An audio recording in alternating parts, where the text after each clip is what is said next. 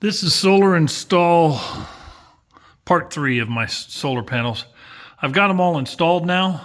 I've got 6 200 watt, 24 volt solar panels.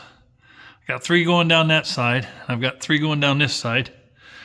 And they all have these pneumatic shock absorbers, I guess you call them, lift rods that allow me to tilt by just pulling a pin down here on this bottom. I made these mount brackets to be able to accommodate that, and they stow nice and easy with one hand.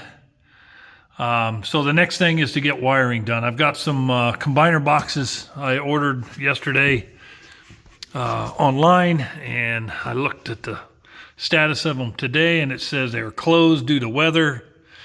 So apparently they're taking a long weekend. They probably won't get me those in the mail until next week. So in the meantime, I'm working on the roof feed through the vent line over here, the access.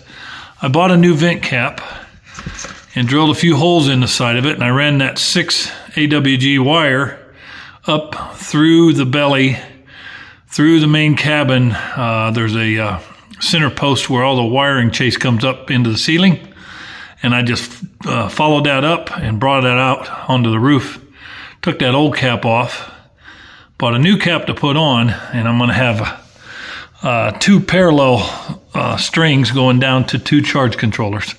So there'll be a right side bank and a left side bank over here. So I've got 4 cables coming up, and that's going to be the next thing I do is to get this top. I haven't sealed any of these cleats down because the outside air temperature right now is 7 degrees and it's 38 degrees inside my storage unit, so I don't think that's warm enough yet for my for that sealant to cure. So I got to wait for warmer days. I do have a propane heater down there, and it takes the chill off, but it doesn't get it warm in here per se. I can still see my breath, so it's too warm or too cold to use that Dicor sealant around these mounts for now. Stay tuned, more progress coming.